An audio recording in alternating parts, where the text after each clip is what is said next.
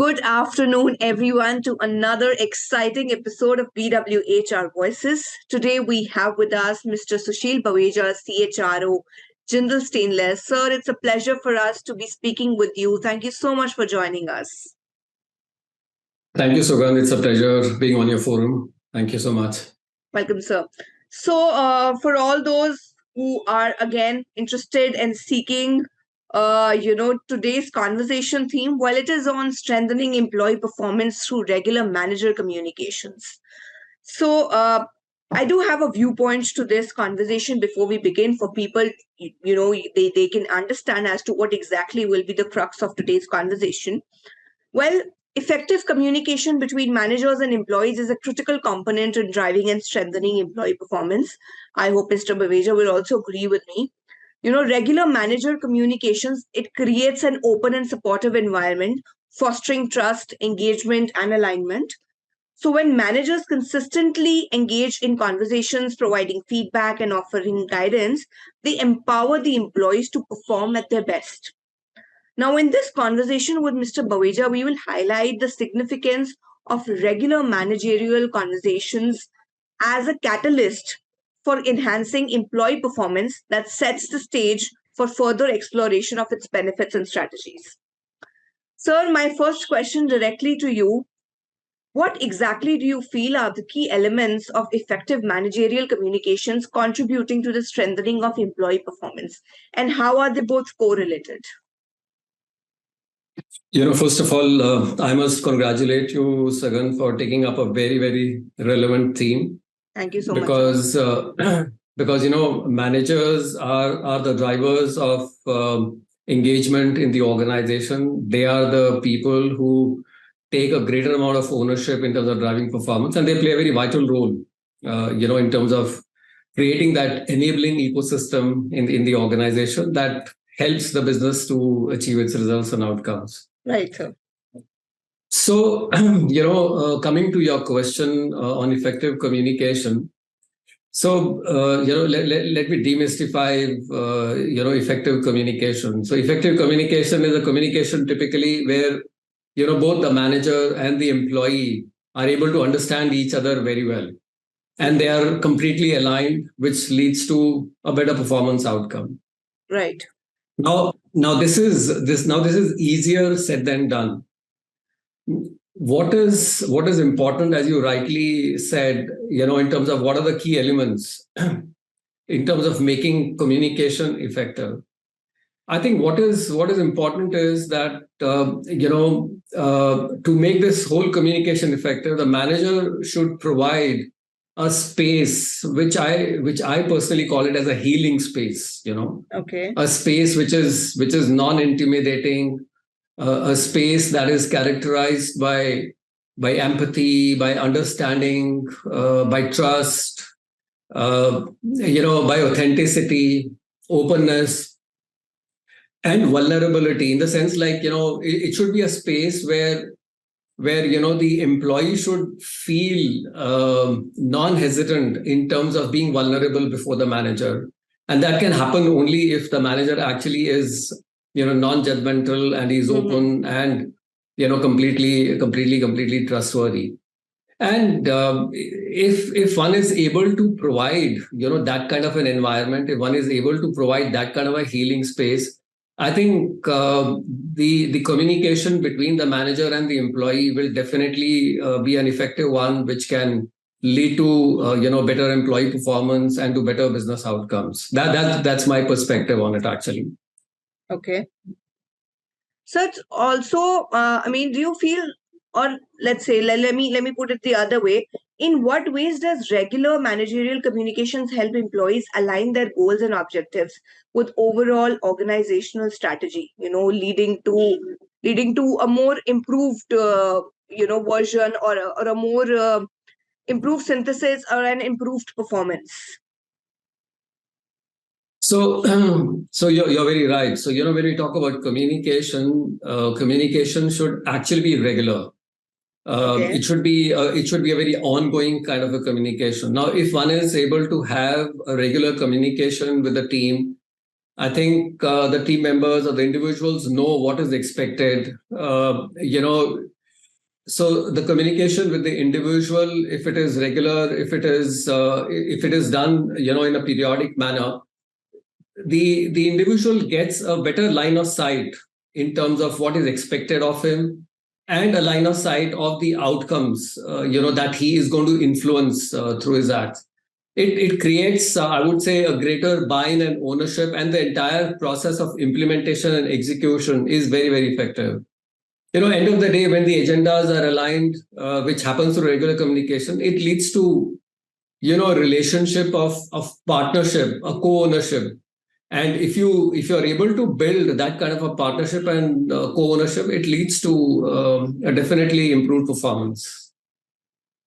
In your view, do you feel there is a difference between feedback mechanism, yeah, managers giving out feedback for better performance, and then regularly communicating? Because communication is a very holistic term, wherein as a manager you might feel that I am not doing well in my present role. Maybe there is something that is bothering me and you would want to communicate that to me, calling me on a one-on-one meeting and trying to understand what exactly is going on with you, Sugan. While it is people misunderstand it with feedback mechanism also. So can you create a difference between what is managerial communication with employees and what is a feedback mechanism? So, when we talk about communication, so communication is very holistic. Okay, so it is not just about feedback. So feedback can be one element around it. There will be an element of, let's say, sharing expectations. There is an element where you are also having a communication which is focused on developing somebody. There's also communication which actually happens in terms of making wellness inquiries. There could be a communication which can be of an appreciative nature, that you guys have done a great job, and so it can be appreciative. It's not just feedback alone. And when we talk about feedback, so feedback also is one of these, one of the subcategories of effective communication, where you are actually trying to let the person know that what are the areas where he's actually done well, and what are the areas where he could have done better. So typically feedback is all about, actually, if you ask me, the way I do it actually myself, I mean, with my team members, I speak less. I actually allow them to speak a lot more, and actually I manage a conversation in a manner that it encourages introspection, it encourages reflection, and the employee themselves are able to come out with what are the things that they have done right and what are the things that they could have done better. Because in that whole process, the individual takes better ownership of, of things that he could have done better. Because when the manager says, it can be it can create a different perception. But if the employee himself is encouraged to be open and share his own perspective on things that he's done well, things he's not done well, he's more accepting. It has a different kind of an impact. Okay, fair enough. And what role does open and transparent communication with managers, according to you, play in strengthening employee performance? How can managers cultivate such an environment? It is, I feel, needed also, but is difficult. You making me try to trust you, wherein I can share my problems, or even if I am falling in the trap of, let's say, office politics. But I need to have that confidence in you that, my information that I'm sharing with you will not spill out amongst my peers or amongst my colleagues. So there has to be a strategic, environment cultivated by the managers, wherein I can actually go up to my manager and talk. And I also feel that there is some amount of a fruitful outcome if I go and communicate it with my manager. Hence, the effective communication will work as an employee with me. But how can a manager create that environment? Yeah. So, so you talked about openness and transparency. How does that help? So, if you talk about openness and transparency in the communication process, well, it definitely helps build greater amount of credibility. It leads to much better acceptance of the whole process. It makes the relationship a lot more authentic, a lot more genuine, where the employee feels that, yeah, this manager is genuinely concerned about me, and he's not just here to give some kind of a negative feedback. So in an open and transparent kind of a communication, the employee is able to know precisely what specific actions that he can undertake to achieve the desired outcomes, how he can get better, how can he create value for himself, and he can create value for the organization. Now you rightly said, to lead to that kind of an outcome, definitely the manager has to play a big role. I mean, he has to cultivate that environment, as you were calling it. Right. And this takes me back to my first response, where I said, his biggest responsibility is to create, an environment which is non-intimidating, which is kind of healing, where the employee feels that, yeah, he can afford to be vulnerable, where he can actually, say whatever he wants to say, and he can be, actually a lot more open in both giving and receiving feedback. Now, practicing it actually. So when you talk about, creating that environment, if you talk about practice, I think managers can cultivate such an environment by being objective, by being rational, by being dispassionate, by being understanding. So the best way is actually to create very clear, measurable KPIs for individuals, which are well understood, and which makes the entire conversation very very factual and very very data based. I've seen many managers try to avoid conversation because they don't have data points. They don't have very measurable kind of feedback to give. So if you're able to set out proper KPIs, measurable outcomes, then that gives you that makes a conversation a lot more objective. That makes the whole conversation very rational and very very dispassionate. So that goes a long way in building that, cultivating that environment of trust. With your own example of being in the management level for so long, can you also recall an anecdote or an example which you can share from your experience as to how did you, build an environment of trust and empathy within your employee base wherein they could reach out to you directly, and your strategies have also helped evolve a company's culture. So, as I was telling you earlier, so when actually I have conversations, my conversations are always very holistic conversations. So even if, let's say, I have to give a performance feedback to somebody, I simply don't jump to giving a performance feedback. That's sometimes, kind of a hurried approach that a lot of managers have. So this guy is coming, let me pull out my paper and let me give him a feedback. I think that's not a very good situation. So you have to make the guy feel, welcome. You have to make him feel comfortable. You have to have a conversation, which you should ideally begin with an element of wellness. Getting to know him at a personal level, getting to know where is he, in terms of his family and stuff like that. So make the guy feel better, make the guy feel a lot more calmer, so that he's a lot more open, and he's a lot more engaging in the whole process. And so when I have those conversations, while, as I said earlier as well, I encourage the individual to speak and share how has his performance been all through the year, or how has it been for the previous month or for the previous quarter, so that he on his own is able to share with complete honesty in terms of how well has he done, what are the areas that could have been done better. And then I'm simply there to facilitate the entire conversation by agreeing with him that, yeah, fine, this is okay, but you could have done a little more of this kind.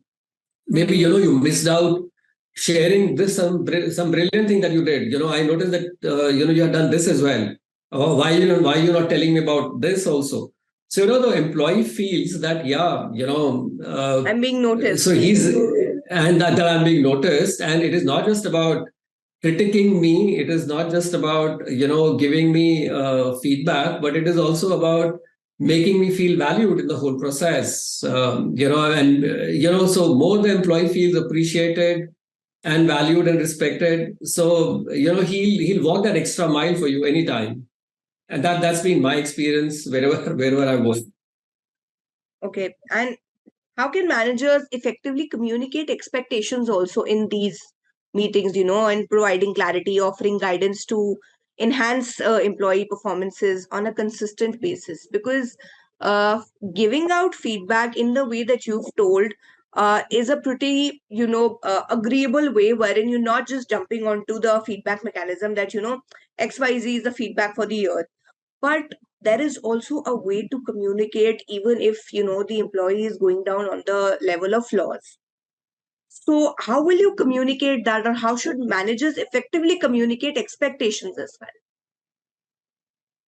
So, when it comes to expectations, I feel the starting point of expectations is that I should be very transparent in terms of sharing my own personal goal sheet, with the Okay. individual. Okay. He should know, I should actually give him a download of where the business is, where the organization is, what is expected of a critical function like us, what is expected of me in this whole process.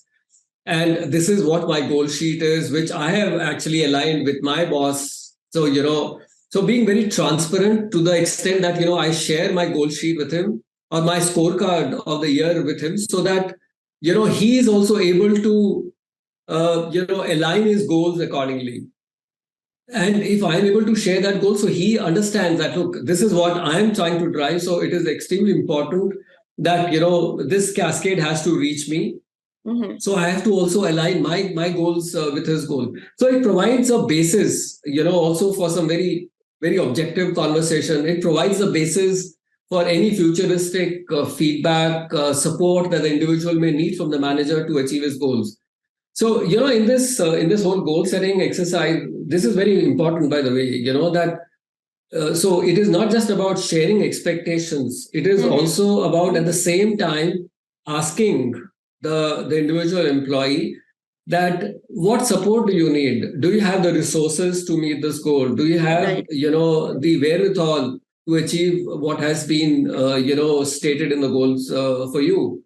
So when you walk that when you walk that extra mile, when you take that extra step forward, the employee feels that, yeah, here is my manager who is actually trying to help me. Also, he's working with me in terms of drawing out my goal sheet. He's also, letting me know that he's there, to support him in that whole process. And it is extremely important that then, that you have a real time feedback. Not so many times, when we talk about feedback, or many times we talk about this communication, people see this as that annual ritual which happens, in the month of December or March.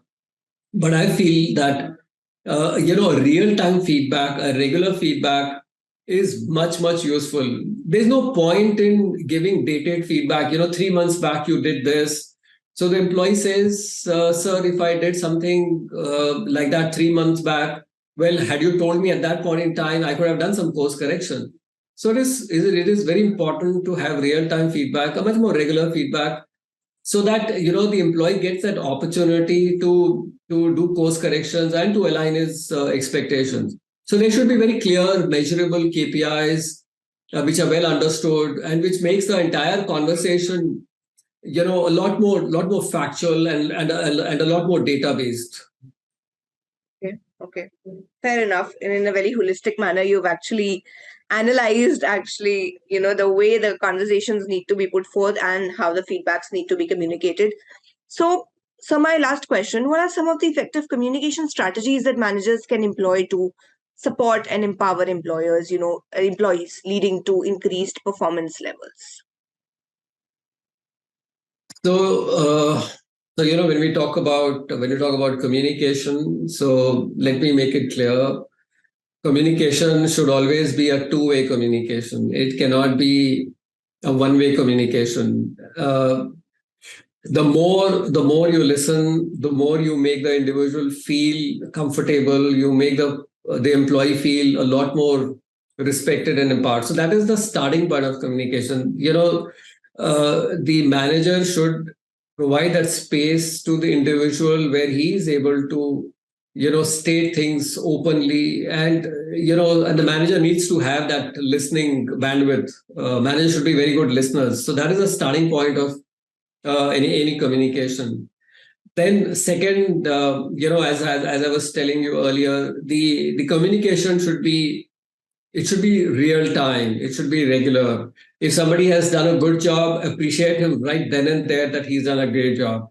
Mm-hmm. If the employee hasn't done a great job, or if you feel that he could have done it better, let him know at that point in time itself, so that he gets an opportunity to do course corrections and take the regular and take the necessary corrective steps, so to say. Okay. The third is the entire communication that is done should be very factual. It should be very, very objective, and it should be very specific. There's no point in making subjective communication or a very macro level communication, because you then leave a lot of things to interpretations. And what happens is you do a subjective conversation, and I've seen this. You do a holistic, you do a macro level conversation, and then 3 months later you reconnect with the employee and you tell him that, oh, I told you then. He said, no, you said that, but I understood it in this particular manner. So it is always important that one should be very precise, one should be very specific, and one should be very factual when the entire communication gets done.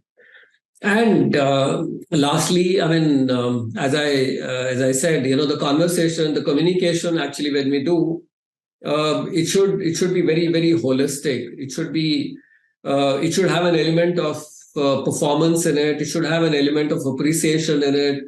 There should be an element of development in it. There should be an element of career in it. There should be an element of wellness in it. So the more holistic conversation you have, so the people are able to then, value you as a manager, that this manager is really concerned, not just about my day-to-day, transactional here and now situation, but he is really helping me get a much more larger and a bigger picture, and is also helping me address my issues at a much more holistic level. And so the obvious outcome is the obvious outcome of a very effective communication like this is that it drives better engagement. It leads to greater discretionary effort, and definitely a higher discretionary effort leads to better performance and outcomes. And that's the way I feel. And whatever I'm sharing with you is completely based on my own personal experience, and that's the way I've seen people respond. I've also been through my own learning curve, through my own learning journey, and I must say that I learned from my bosses whatever I'm sharing with you. So the way they have actually groomed me and developed me and have given me feedback, or the way they've communicated to me, I have actually practiced that for myself, and I made sure that I'm able to provide the same ecosystem to my employees as well. No, sir, it must have been. That is why I engaged on a conversation, and wherein I categorically asked for an anecdote from your own experience, because talking from experience, the analysis and the figures that any manager or any leader gives out is via experience. So you've already experienced that situation which we're discussing. Plus, it is prevalent in today's time, and hence the discussion. And when That's the right. facts and figures coming out from experiences, they're more realistic, because then you're not just relying on data. It is something that you experienced in person, and the way you've handled it, you're actually putting it forth, because that is how it has worked out for you. Might have worked out Absolutely. In a different angle for different, leaders, but the baseline is same. The crux of the matter is clear as to how do you need to deal with such situations. Thank you so much, sir, for engaging with us, for sharing us the insights and the valuable inputs that you've given out of your experience. People who still have questions on this regard, want to ask, want to take his key expertise onto how to strategize this aspect within your own organizational realm. Well, he's available on Twitter, he's even available on LinkedIn. You can tag him, ask him questions, he'll be happy to respond to all your queries. For today, it was a great experience, hearing you out, sir, from your own experiences. Thank you so much for joining us and for giving out the valuable information that you have. Thank you so much. Thank you. Thank you, sir.